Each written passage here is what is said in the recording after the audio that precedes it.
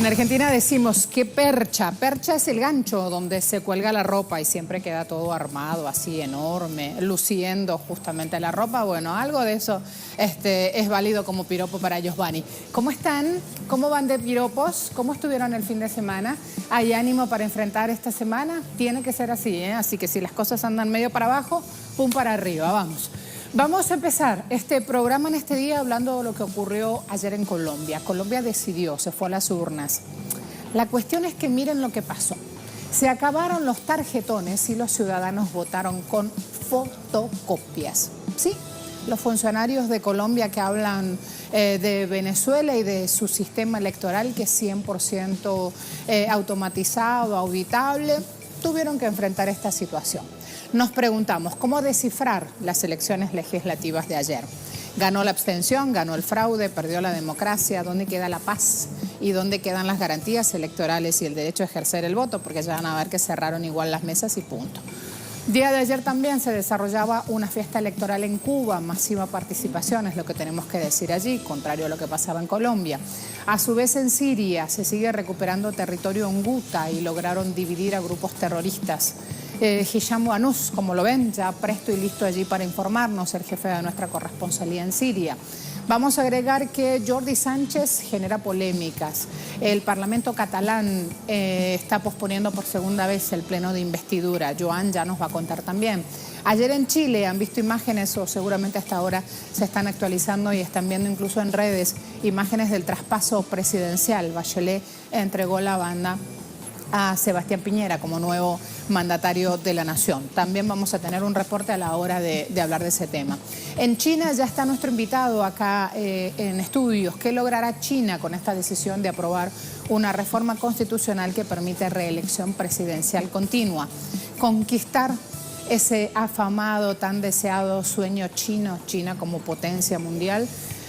¿Logrará más voces uniformes? ¿Logrará menos voces discordantes? Que es lo que también dicen las voces críticas a esta decisión. Así las cosas, nos preparamos ya a revisar portales. Tengo prensa en mis manos también. El equipo está completo. Estamos listos para arrancar 60 minutos con la mejor información y análisis, como los tiene acostumbrados Telesur.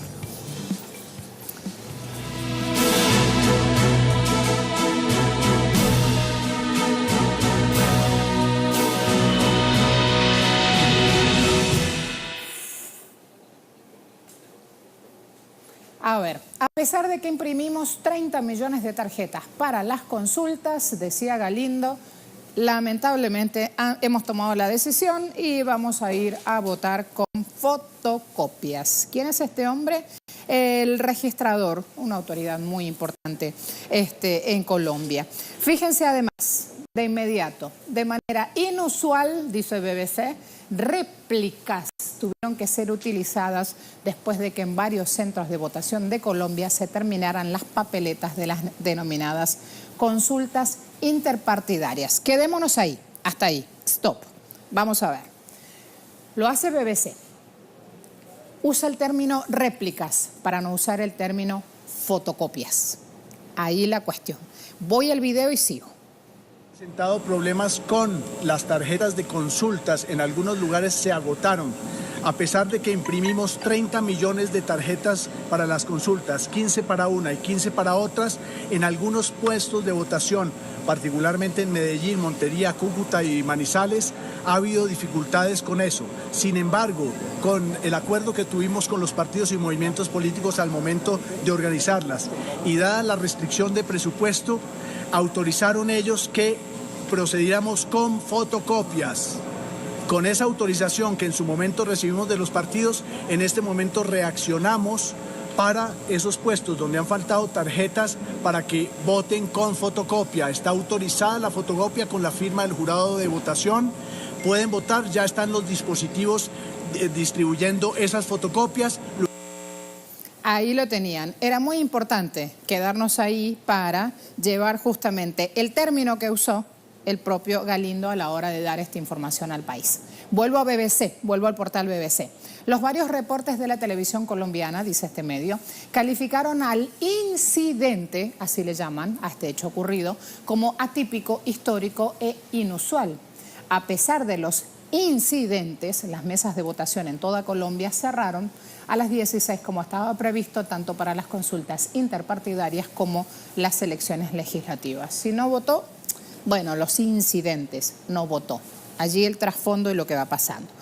Sigo avanzando, me voy con otros portales. A ver, hoy nos vamos a detener un poco más para ir abordando la información y dar tiempo a pensar, porque el análisis aquí se levanta crudo, se levanta rudo.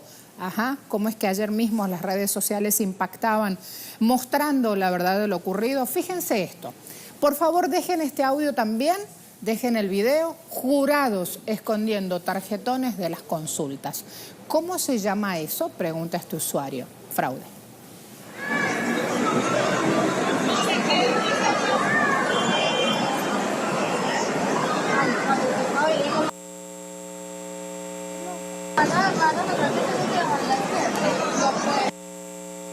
El cambiazo,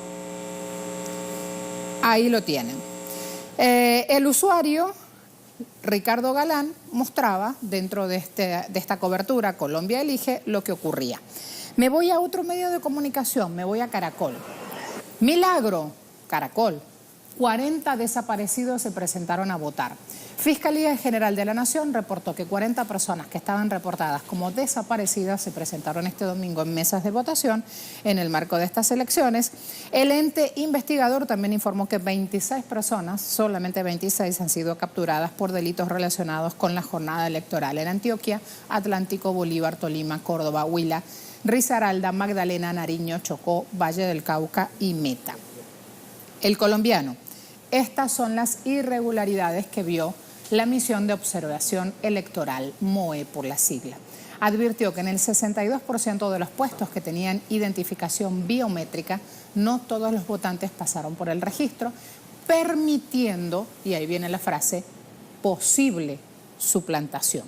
Asimismo, MOE aseguró que algunos jurados de votación les insinuaron a los electores sobre cuál de las consultas debían participar, lo que no está contemplado dentro del rol que ejercen esas personas.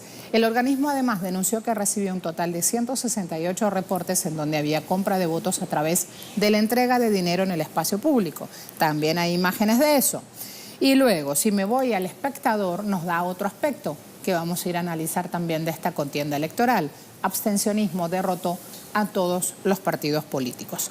A pesar de que este año aumentó el número de votantes, se dice en este medio, en comparación con las elecciones del 2014, más de la mitad del país, 53%, no salió a votar para el Congreso y para las consultas interpartidistas. Adicional a los que no votaron, están los votos nulos, los votos no marcados, que también obtuvieron una cifra considerable. El considerable lo dice el espectador. Elecciones para el Congreso. Hubo 2.750.301 en votos, 1.392.274 en votos, primero los nulos, luego los no marcados.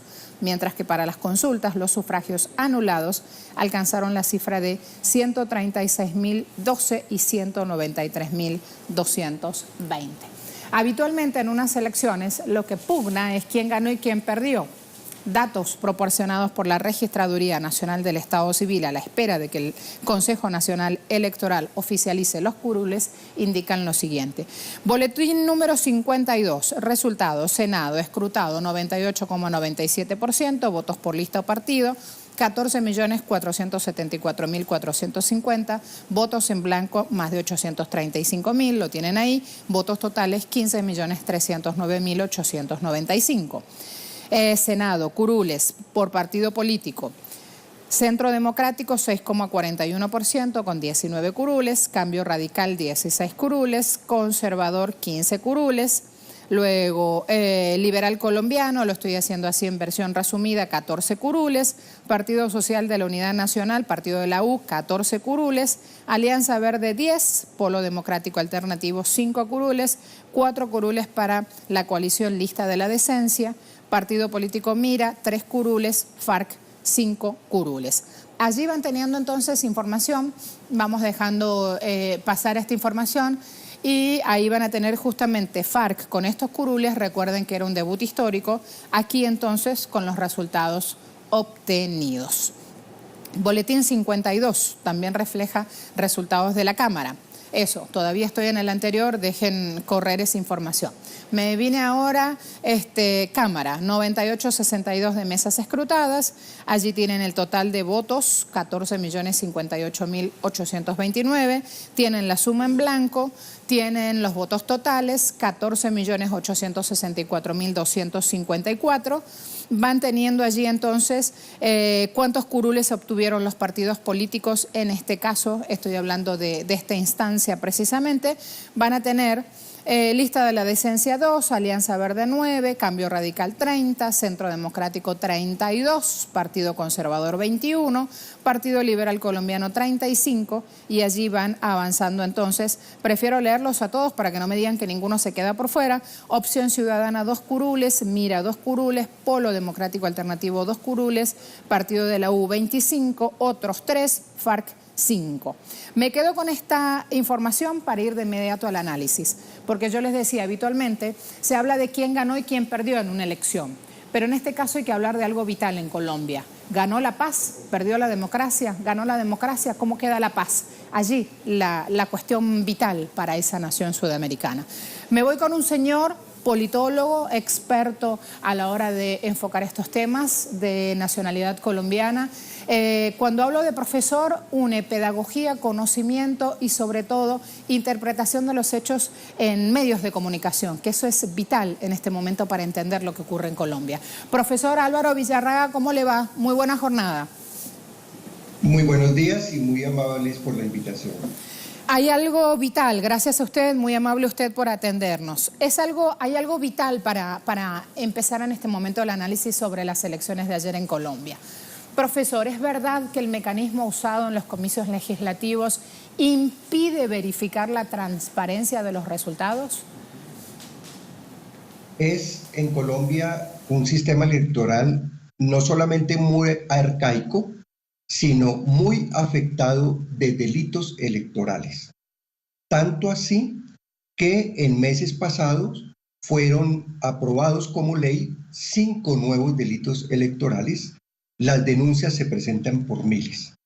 Voy a decir algo de fondo, pero muy importante.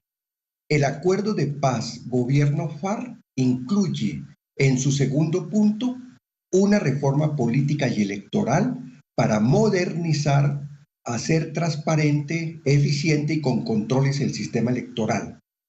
Esto no se cumplió por parte del Congreso. La reforma política y la reforma de la arquitectura y el sistema electoral se hundió, fue deformado y finalmente fue hundido en el Congreso. De tal manera que, aunque estamos implementando el acuerdo de paz, ello se ha hecho de manera muy relativa y parcial.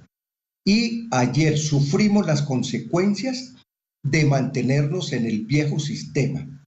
En Colombia pesa muchísimo la compraventa de votos.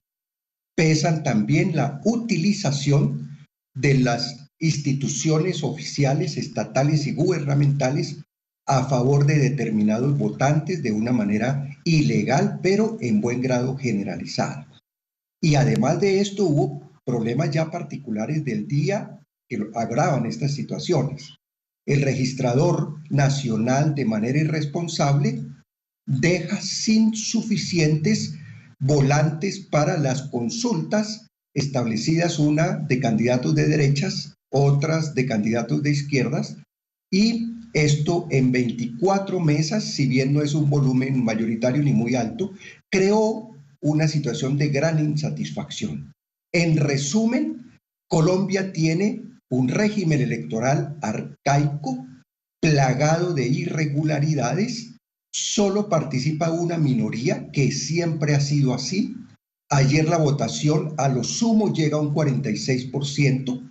Las mayorías no son las que deciden, y como tal es un esfuerzo que, si bien en grandes ciudades y en algunos territorios puede tener unos niveles de participación significativa, en muchas regiones, especialmente en el campo, que han estado afectadas por el conflicto, y otras no gozan de las garantías, ni por lo electoral, ni porque el Estado haya consolidado una presencia garantista.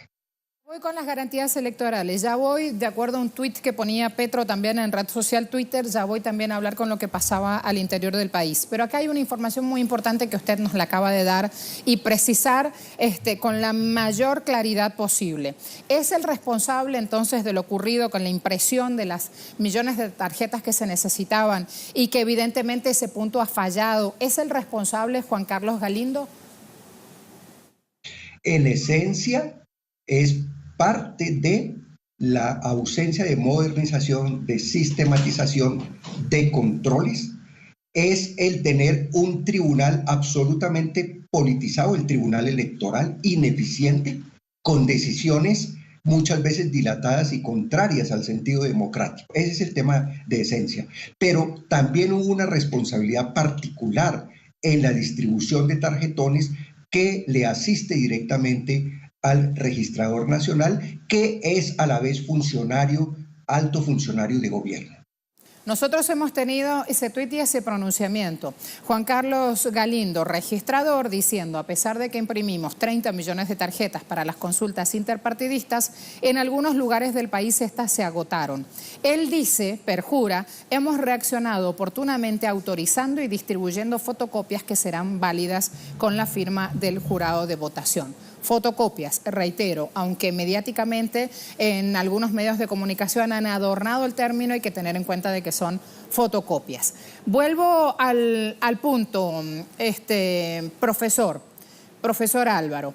Garantías electorales, ¿dónde han quedado entonces en un sistema y en un país que señala y levanta la mano contra Venezuela a la hora de hablar justamente de su disposición de ir a elecciones con un sistema, yo lo decía al empezar de nuestro programa, con un sistema auditable 100%, mientras que sobre esta situación particular no todos los actores políticos se han pronunciado, con que por primera vez sea historia que en Colombia se vote con fotocopias?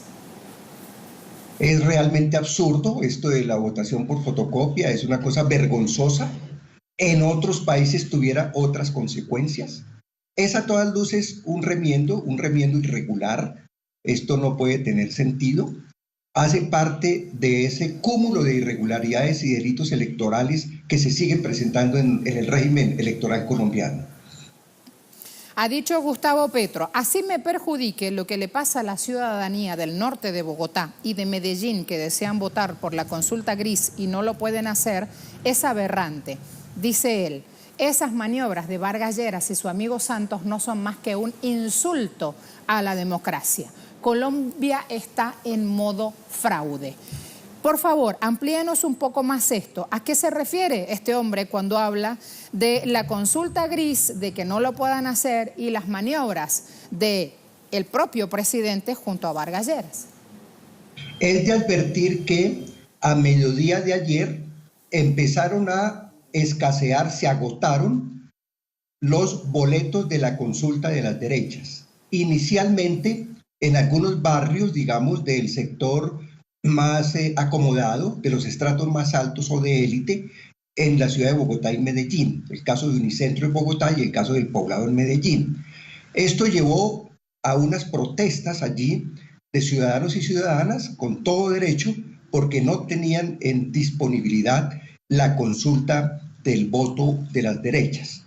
Es, creo, una actitud muy gallarda, muy en democracia del candidato Petro, de decir, si bien en esos nichos poblacionales pesan más las posturas de derechas, se les deben garantizar todas sus posibilidades y es inaudito que no tengan en disponibilidad el tarjetón respectivo. Pero es de advertir que más tarde sucedió lo mismo en barrios del ámbito popular. Es decir, los tarjetones para votar por los candidatos de izquierda, Petro y Caicedo, también se agotaron en barrios populares como Kennedy en Bogotá y otros barrios de la misma Bogotá y de otras ciudades. Es decir, este hecho de falta de tarjetones a la hora de la verdad, tanto desde mediodía como en la tarde, influyó negativamente en votantes de las dos campañas. Si bien no fue un porcentaje mayoritario, y si bien, de hecho, los triunfos en una y otra consulta fueron contundentes,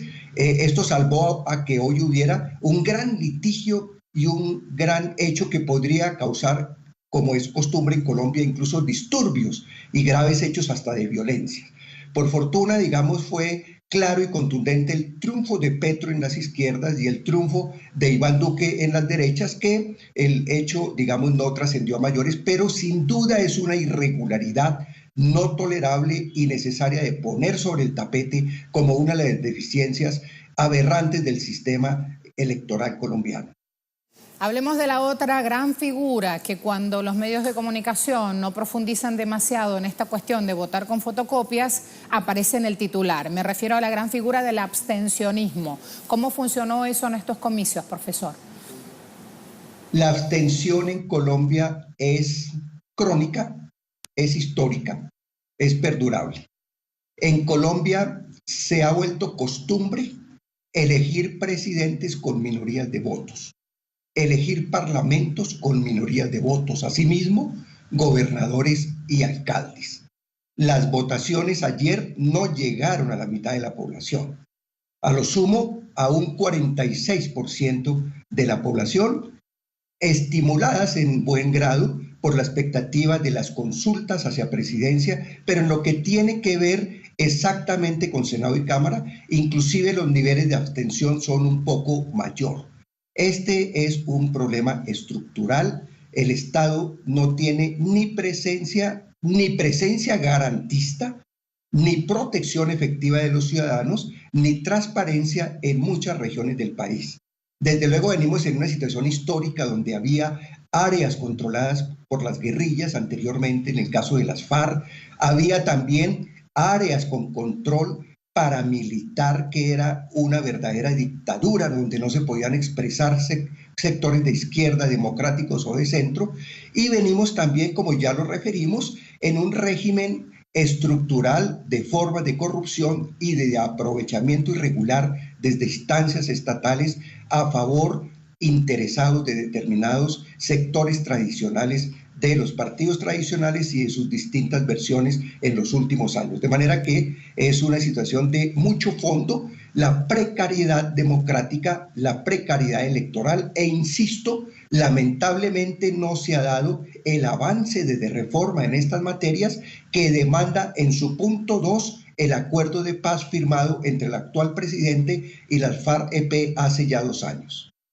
Profesor, ¿y por qué será que todo esto que pasa en Colombia a la vez genere que no pase nada? Usted recién decía, estas situaciones en otro país seguramente tendrían repercusiones, pero aquí no. ¿Por qué será? ¿Qué ocurre?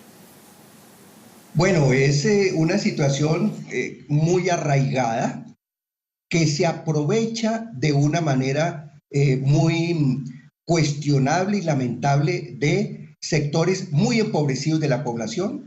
Hay sectores en miseria que venden su voto, sectores con baja cultura académica, baja cultura política, que venden su voto en medio de la pobreza en muchas regiones, pero también quiero rescatar que hay ejercicios por la transparencia del voto. Hay una ONG llamada la MOE que viene haciendo una labor de veeduría importante. Hay también que anotar, hay ejercicios, por ejemplo, de consultas locales. Se han ganado sucesivamente 7 consultas municipales contra grandes macroproyectos mineros que deterioran el ambiente, van en contra del derecho al agua y han sido ganadas por los pobladores. De manera que también quiero rescatar desde sectores poblacionales, desde sectores sociales, desde sectores del centro y la izquierda, hay también exigencias contra la corrupción, un gran rechazo a ese tipo de situaciones, y esto abre perspectivas de cambio también que se expresaron incluso en los resultados electorales de ayer. Tengamos en cuenta que las franjas y bancadas de centro izquierda en Senado y Cámara, especialmente en Senado, se duplicaron en el día de ayer, lo cual es manifestación de esas denuncias y ese rechazo a la corrupción y a todas estas problemáticas de deficiencias en democracia que aludimos en el caso electoral. Supongo que también allí me está hablando del caso Mocus, que creo que hay que agarrarlo por sí solo como toda una variable de lo que está ocurriendo, y también de nuevos actores políticos que buscan aparecer en la arena política. Y era el caso precisamente de FARC en la arena política en este debut histórico. Y justo el invitado perdía comunicación con el audio. Vamos a intentar retomarlo porque lo que le iba a preguntar, ya para cerrar este análisis, justamente era cómo veía él este debut de la FARC. Intentemos, por favor, retomar esta comunicación con el profesor Villarraga, porque lo que le iba a preguntar para cerrar justamente este análisis, les decía, es FARC en la arena política. Ya el solo hecho de participar y en las condiciones desfavorables que habían venido denunciando que tuvieron en la campaña, por decirlo de alguna manera en la dialéctica que se entienda y que resuma todo, condiciones desfavorables, era importante también ver cómo FARC ayer estaban presentes en el terreno político en esta jornada de votación. Si lo tenemos al profesor Villarraga sería lo ideal para cerrar. Es una lástima que nos haya quedado justamente esta pregunta ahí en el aire. Mientras tanto, en Twitter hay una pregunta que ustedes pueden sumar ya respuestas, pueden seguir haciéndolo mientras voy chequeando qué es lo que pasó. ¿Cómo descifrar las legislativas de ayer? Vamos a ver, resultados de inmediato, a ver qué tenemos. 15% ganó la abstención, 58% ganó el fraude, 27% perdió la democracia, 153 votos hasta ahora. Pausa rápida, ya volvemos.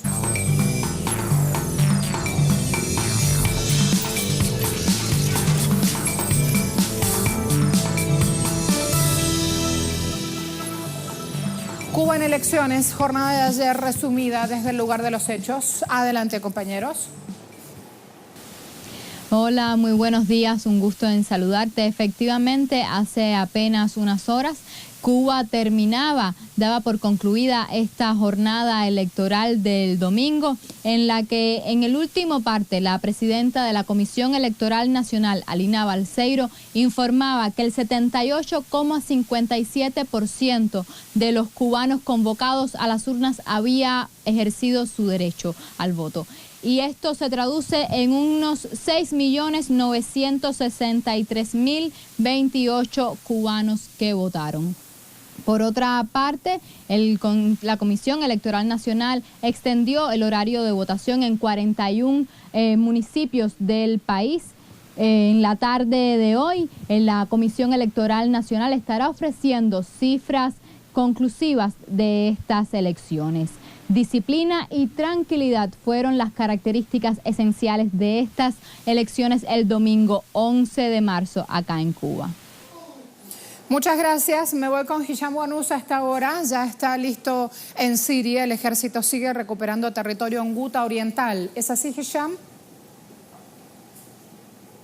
Buenas tardes, colegas. Saludos, amables televidentes. Efectivamente, el ejército árabe sirio avanza en la lucha contra los terroristas desplegados en la región de Ghouta Oriental al este de Damasco. El día de hoy, los soldados sirios han logrado recuperar el control de la localidad de Mesraba dentro de Ghouta Oriental y así cortar todas las vías de suministro a los terroristas en las localidades de Duma y Harasta y en Jezrin. Le informamos que actualmente el ejército árabe sirio ha logrado dividir a Ghouta Oriental en 3 partes y aislar a los terroristas desplegados en Duma y también a los que están en Harasta.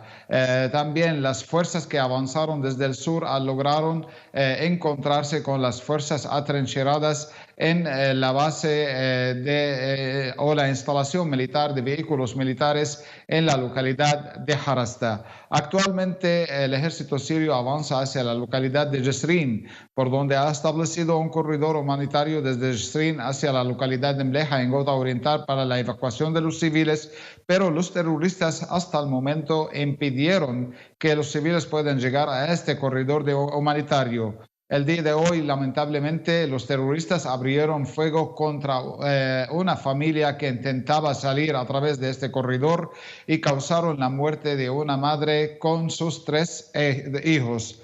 Asimismo, hay 300 familias en Jezrin que están atrapadas y esperan que el ejército árabe sirio llegue para salvarlos de los terroristas, porque salieron numerosas manifestaciones dentro de Ghouta Oriental, manifestaciones populares que rechazan la presencia armada y también exigen que el ejército árabe sirio llegue y irrumpa en la zona para que los salve de los terroristas que los utilizan como escudos humanos y también le impiden recibir ayuda humanitaria. Esto lo han narrado también y testimoniado numerosos civiles, alrededor de 60 civiles que han sido evacuados el día de hoy, el día de ayer, por parte del ejército árabe sirio de la localidad de Jezrin, de Mestraba. Y estos 60 civiles, entre ellos hay 26 niños que están ahora en un centro de acogida temporal en las cercanías del campamento de Al-Wafidin, cerca de Ghouta Oriental.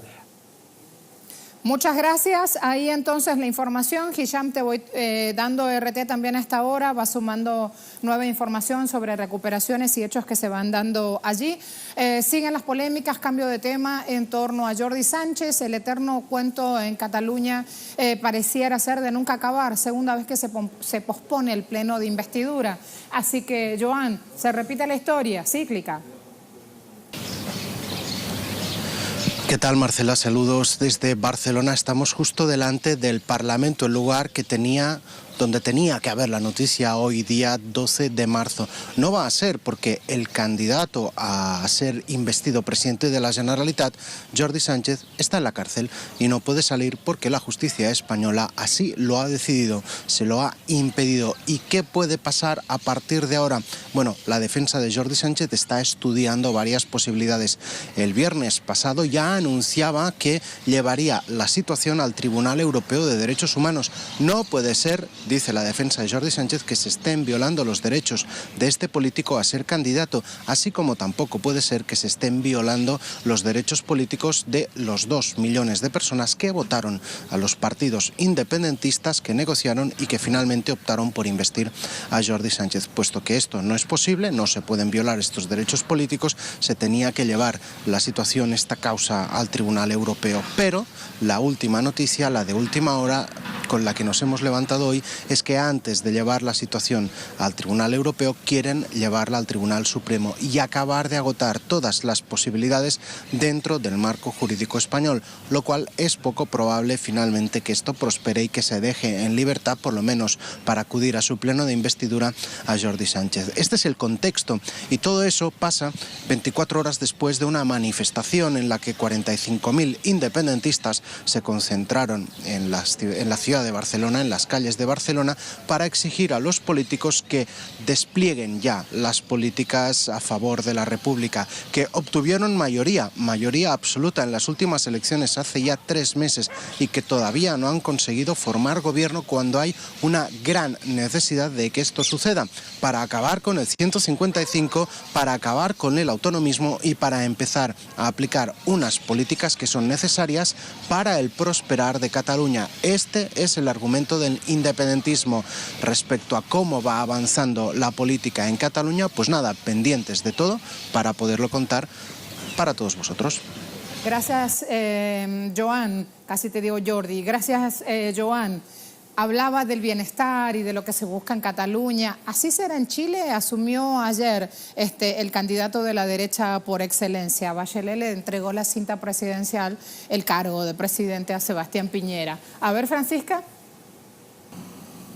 ¿Cómo están? Muy buenos días y efectivamente nos contactamos para comentar lo que fue el traspaso de mando presidencial que marcó la jornada de ayer y donde el presidente Sebastián Piñera ya asume oficialmente la presidencia de la República. Recordemos que este ya es su segundo periodo porque fue electo anteriormente el año 2010. Bueno, las actividades comenzaron muy temprano por la mañana, donde la ya expresidenta Michelle Bachelet realizó algunas actividades de despedida en el Palacio de la Moneda, protagonizó una foto oficial junto a su gabinete ministerial y posteriormente fue despedida con honores por la Guardia de Palacio para dirigirse luego hacia Valparaíso al Congreso, donde se realizó el traspaso de mando. Del mismo modo, en hora de la mañana, el presidente Sebastián Piñera se fotografió junto a sus ministros y ministras en la comuna de Viña del Mar, también en la región de Valparaíso, para dirigirse posteriormente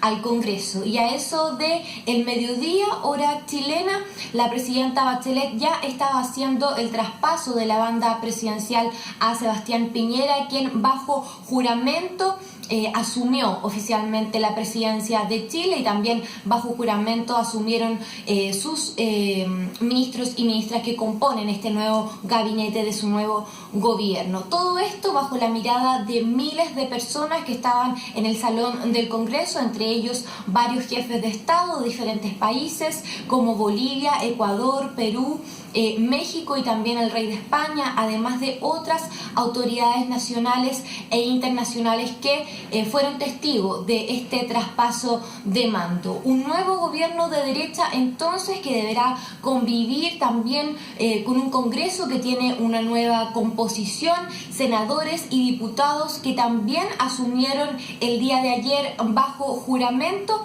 y donde ambas cámaras estarán presididas por parlamentarios de oposición. Oficialismo y oposición entonces que deberán continuar con las discusiones legislativas de proyectos de ley enviados e impulsados por el gobierno de Michelle Bachelet y que aún siguen en trámite, como por ejemplo la ley de matrimonio igualitario y la ley de identidad de género, que ya tienen trámites legislativos avanzados, discusiones que deberán seguir y ante las que nosotros estaremos muy atentos para poder seguir ampliando en cómo sigue el debate de la coyuntura política acá en Chile. Gracias, Francisca. Gracias a todos los compañeros. Vamos a sumar un compañero nuevo en nuestro estudio, ya en el set. ¿Cómo vas? ¿Cómo Hola, estás? ¿qué tal? Buen día. Información deportiva. Don Yuki con nosotros. Gracias, gracias. ¿Cómo te ha ido? ¿Qué tal el fin de? Muy bien, tranquilo, bueno, descansando. ¿Qué hiciste? también ¿Industria del pendiente. zapping, viendo tantas cosas que hubo el fin de semana? Hubo muchas cosas, Marcela, hubo mucha información, pero también está esto que quería comentarte, esta información que lo señala así el Correo del Orinoco en su portada deportiva, Vinotinto Sub-20, ¿vale? Ahí va. Brilló, ahí lo tienen. Ajá. Sub-17 brilló en el Suramericano de Argentina, ayer le ganó por 2 goles a la selección de Paraguay y con este resultado entonces empata en el primer puesto del Grupo B con la selección de Uruguay. Hoy estarán definiendo de 8 otro partido precisamente aquí en este suramericano que se está realizando en Argentina. Las grandes empresas de comunicación hacen rodar las imágenes de los grandes eventos, obviamente. Y a veces eventos con menos cobertura mediática como esta no aparecen en todos lados. Está buenísimo que hoy lo traigas aquí y arrancando el segmento, porque se merecen las niñas un buen abrazo de recompensa, ¿no? Es así. Además, un evento suramericano que nos atañe a todos, por supuesto, nuestro foco, nuestra principal Ese es el semillero, visión. Además, sub-17. También tenemos otras informaciones, otro que tiene que ver con polémica, precisamente en el béisbol de Grandes Ligas, y es que la oficina de las Grandes Ligas anunció este fin de semana que ha suspendido por 80 juegos a Jorge Bonifacio, jardinero de los Reales de Kansas City, tras dar positivo de una sustancia para mejorar el desempeño deportivo. Siguen surgiendo noticias por dopaje. El dominicano arrojó un resultado positivo del esteroide boldenona y comenzará entonces su castigo desde el día en que se inaugure la temporada. Eso va a ser el 29 de marzo. Recordamos, Bonifacio, de 24 años de edad, debutó en las mayores la temporada anterior, en la cual batió para 255 con 17 jonrones y 40 impulsadas en los 113 duelos que disputó. Kansas City ha reconstruido sus jardines esta pretemporada y Bonifacio competía por un puesto como guardabosques y bateador designado. Bonifacio es el cuarto pelotero suspendido este año bajo el programa antidopaje. Junto a él se encuentran Dean Detz, lanzador de Houston, Rowdy Reed, receptor de Washington, y Nick Tarley, pitcher de Pittsburgh, quienes fueron también castigados. Y revisamos justamente informaciones del baloncesto, resultados de los clasificados al Final Four de la Liga de las Américas. A partir de la combinación de resultados, Regatas Corrientes argentino ya se aseguró su boleto en la definición del torneo como primero del Grupo F, y por su parte Bauru y Estudiantes de Concordia definirán el último cupo ya en la tercera ronda. Vemos los resultados precisamente de la jornada de ayer. Regatas argentino cayó ante Guaros, sin embargo Guaros había perdido el día anterior, ahí lo tenemos, y quedó eliminado el conjunto venezolano en esta Liga de las Américas, mientras que Bauru brasileño también cayó ante Estudiantes, sin embargo consiguió el pase entonces hacia el Final Four. cuántas cosas, y fíjate aquí, mientras tanto... Y eso es un desglose rápido. Oh, sí. Fue muy rápido. Mientras tanto iba viendo aquí la cantidad de información en redes sociales para lo que se espera también esta semana en múltiples disciplinas deportivas, pero sobre todas las cosas rueda también el fútbol y el fútbol europeo. ¿Por qué será, no? Bueno, siempre está de por medio el tema económico. Hay una información, de hecho, Marcela, que está rodando mucho esta semana, un posible rumor sobre Neymar. Dicen que quiere regresar al Barcelona. Parece que está arrepentido de estar en el PSG. Son rumores. Evaluando los hechos se llama eso. Gracias, compañero. A eso quería llegar. Te fui dejando y lo dijiste nomás. Bueno. Habría una posibilidad, pero ya lo... Sí, ya pero es cuando difícil. viene la cosa así, algo trae. Pausa rápida, ya volvemos. Gracias, mi amor.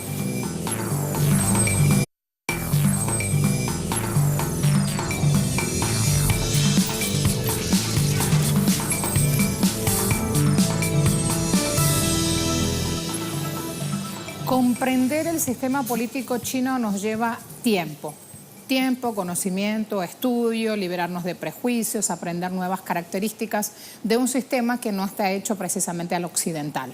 En este momento sabemos que el tiempo va a jugar en nuestra contra, pero es imprescindible que hablemos de lo que ha ocurrido en China. Xinhua consagran pensamiento de Xi Jinping en la Constitución de China, dice este medio de comunicación. Máximo órgano legislativo adoptó una enmienda constitucional que consagra el pensamiento de Xi Jinping sobre el socialismo y aquí dicen con peculiaridades chinas de la nueva época en la Constitución. Me voy al portal El Mundo. China entierra oficialmente el legado de Deng Xiaoping. Parlamento chino ha refrendado esta reforma, enterrando ese legado y dejando abierta la posibilidad a que el actual jefe de Estado, fíjense, lo dice El Mundo, un medio español, dejando abierta la posibilidad de que el actual jefe de Estado se perpetúe en el cargo. Ya está nuestro invitado con nosotros, ya va tomando información de todo esto para ir a ver los hechos. CGTN, diputado de la Asamblea Popular Nacional, no es necesario para China compararse con las enmiendas constitucionales de Occidente. Ahí viene el punto. Así las cosas, vamos a ver cómo es esto y vamos a ir viendo el Poder Ejecutivo, por ejemplo, así de manera rápida, cómo se trabaja, cómo se forma en China. Breve repaso para entender el poder político gubernamental en esta República Popular China. Jefe de Estado es el presidente, cargo ocupado por Xi Jinping, ¿sí? Bajo la autoridad del presidente está el Consejo de Estado, el órgano de gobierno. A la cabeza de este gobierno, un primer ministro, que es Li Keqiang, hoy por hoy, que está encabezando un gabinete con un número variable de viceprimeros ministros, 4 en la actualidad. Y hay que decir ahí, numerosos ministerios. Esto es algo de los cuales los habitantes se quejan, que sean numerosos. Son numerosos ellos, pero además dicen hay que ir bajando justamente esa cantidad de representantes. Consejo de Estado tiene un comité permanente que se reúne cada 4 meses. Hay alguien que sabe del tema y mucho, sobre todo con nuestra visión latinoamericana, ¿qué nos queda de esta cuestión o de esta decisión que se toma en China? Basem Tajeline, con él me voy. ¿Cómo te va? ¿Cómo estás? Hola. Desde tempranito estudiando, no perdés la sana costumbre. ¿Cómo es esto? A ver, viéndolo desde este lado del mundo, ¿cómo influye esa decisión que han tomado en China? Mira, hace falta ver quizás lo que ha significado detrás de esta arremetida mediática contra China. El doble discurso. Perpetúa en el poder. Sí, el doble discurso, la inmoralidad de parte de Europa, plagada de reyes, monarquías, y con sistemas políticos también que permiten una reelección indefinida de sus líderes. Hay que ver el caso solamente de Alemania, Angela Merkel. ¿Cuánto tiempo tiene Angela Merkel dominando el escenario político, no solamente alemán, sino europeo? Porque Alemania, sin duda, es la locomotora de la Unión Europea. Es el poder industrial, financiero, económico que sostiene toda la Unión Europea, es Alemania. Y allí existe... La hijuela de Europa del Este. Sí, y allí existe una especie de sistema político que permite una reelección indefinida. Entonces, quizás por allí cae entonces el discurso de la derecha internacional cuando pretende hacer uso de esto, quizás de la ingenuidad de muchas personas, de que con esto se pretende reeditar en China. Ellos acusan al periodo de Mao Zedong como el periodo nefasto, volver a ese periodo nefasto, según ellos, claro está. Sin embargo, para el Estado chino, para la dirección política china, no es así. Estamos hablando de una potencia económica que debe inclusive su actualidad, su desarrollo, a ese legado que dejó Mao Zedong, pero también Deng Xiaoping, en ese proceso que derivó en lo que hoy conocimos como la apertura, desde 1978 hasta acá. Una revolución que inicia ya en 1949. Quizás es la fecha más dolorosa para Occidente.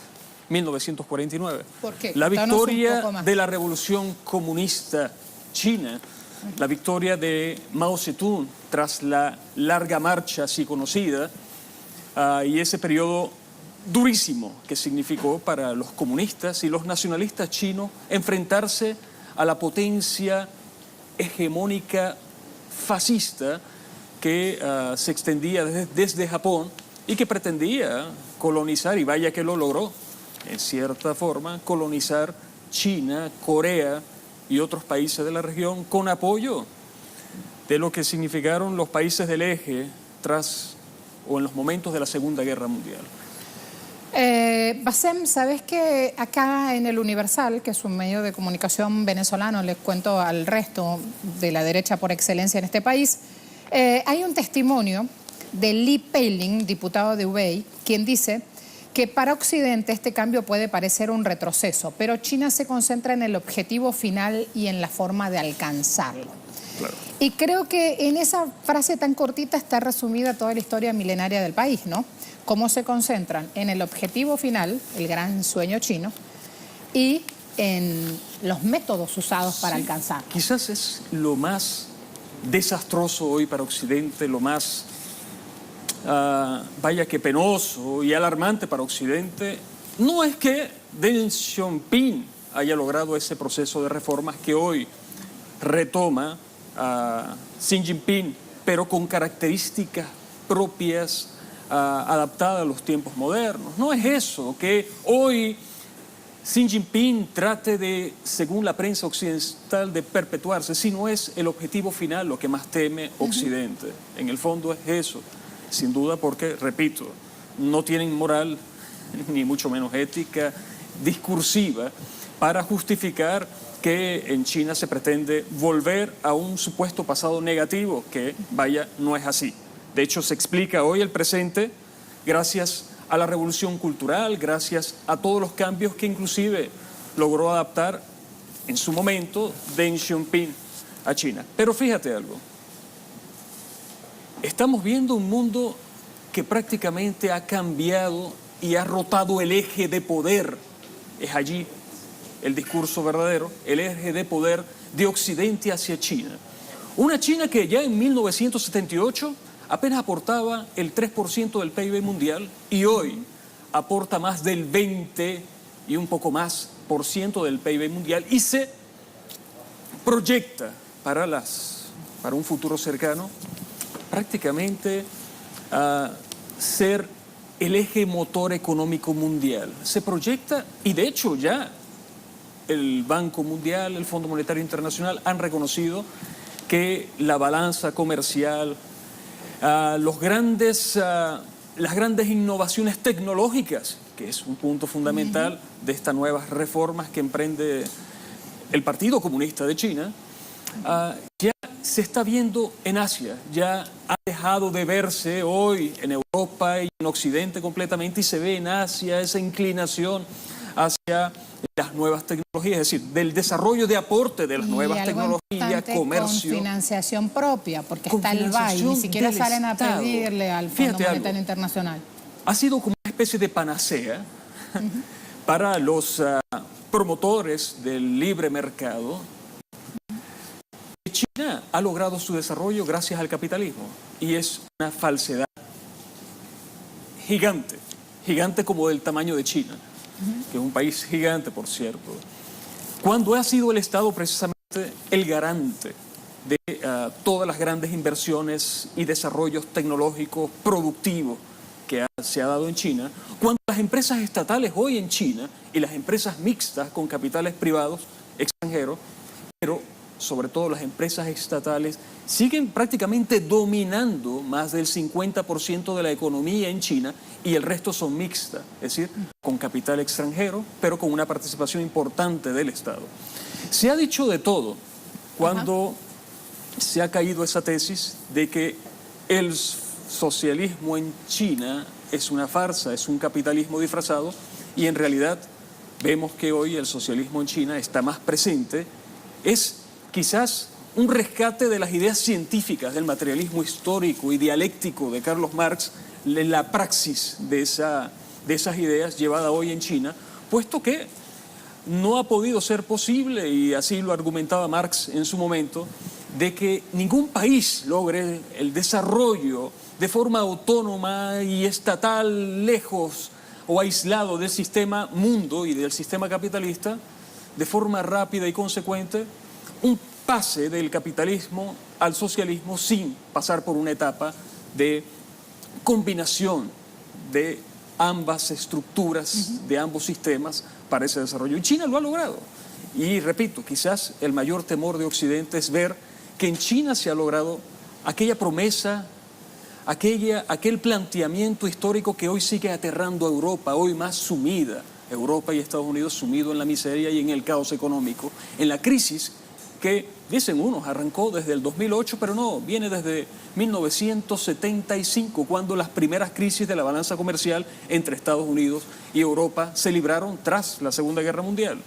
Había prácticamente una hegemonía de Estados Unidos hasta 1970-75, viene el desastre de Richard Nixon, el quiebre del sistema Bretton Woods, y entonces ya comenzaba a repuntar Europa, pero paralelamente China, 1978, iba promoviendo la apertura que hoy ya ha desplazado a Europa y a Estados Unidos mucho más del escenario económico mundial. Se centra allí la economía mundial, aporta importante valor a la economía mundial china, y es quizás lo que más temen. No es que Xi Jinping, que se necesita en tiempos modernos, en crisis como la que se está viviendo en el sistema capitalista mundial, se necesita de grandes liderazgo, del mantenimiento de grandes liderazgos para llevar a hacer frente a esa crisis, y eso explica la razón por qué China escoge quizás eliminar esa traba que Deng Xiaoping creyó positivo en su momento, pero que hoy ya no se justifica, y que Europa no tiene moral para discutirla, para criticarla. Este hombre es un apasionado. Podríamos estar un capítulo largo, muy largo, aprendiendo un poco más de todo lo que ocurre en China, porque ya ven que no es solo que pasa allá lejos, Asia, sino que nos pasa a todos, allí estados. Palabras claves para ir aprendiendo en esta cuestión. Fundamental para alguien que recién te está escuchando, sobre todo siempre apelamos a los más jóvenes. Saber de qué se trata el acuerdo de Bretton Woods, qué pasó del 70 a esta parte, por qué Trump, cuando le pone ahora barreras arancelarias al aluminio y al acero, por qué lo hace, y cómo Xi Jinping, pongan en un buscador de internet, va también levantando banderas contra la corrupción. Ahí hay muchas cosas para ir develando e ir haciendo correr la madeja. Acá el factor tiempo me pesa. Bassem Tajieldine, muchas gracias. ¿Sí? Como siempre. Algunos temas por discutir en el caso de Estados Unidos y el retroceso que está dando Estados Unidos frente a lo que ha significado la OMC, es decir, los grandes acuerdos de libre comercio que se han librado, que ya Estados Unidos retrocede y China avanza en ese sentido. Ahora el discurso se les ha caído a Estados Unidos y a Europa completamente, y China se corona como una potencia mundial indiscutible en el mundo. Pero bueno, sería tema de otro... Otros dicen qué miedo, y ahí también me gustaría que me acompañes en el análisis, ¿sí? Bueno. Me voy rapidito, me espera Daniela. Espérame ahí, Bassem, por favor. Así después dejamos juntos el estudio. A todo el equipo, muchas gracias. Hemos tenido trabajo y muchísimo Así hoy. Es. Hola, mi amor, bienvenida. Buenos días, gracias, Marcela. Engalane nomás la pantalla, arranque nomás con su tarea. Daniela Bielman con nosotros, allí la tienen.